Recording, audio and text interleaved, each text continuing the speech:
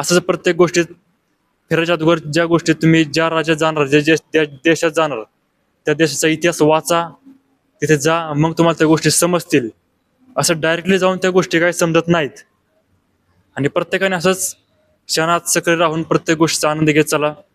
जय गुरुदेव. जय गुरुदेव. माझं नाव सुषमा किरण टाक.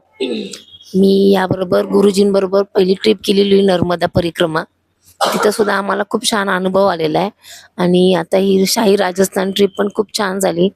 गुरुजी आणि शीतल माचं नियोजन परफेक्ट आहे, टाइम टू टाइम आहे, व्यवस्थित आहे, कुठलाही त्रास नाही, काही नाही. आणि खूप छान चौकीदानी रेझॉर्टमध्ये पण खूप छान अनुभव आला. टेंटमध्ये राहण्याचा पण अनुभव घेतला. आणि मेन म्हणजे तुम्ही सगळ्या 10-12 दिवस सगळेजण आपण एकत्र होतो, सोबत होतो.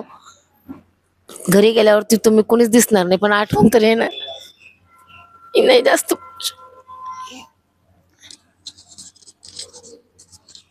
जय गुरुदेव. मी कीर्ती गोरे.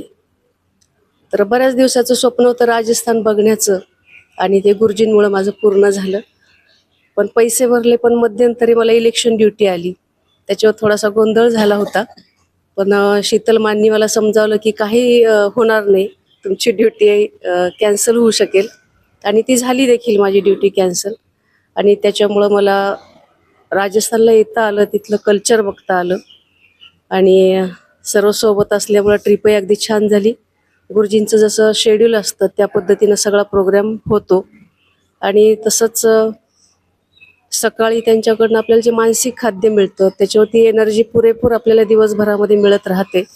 तर गुरुजींचे आणि शीतलबाईचे धन्यवाद. जय गुरुदेव.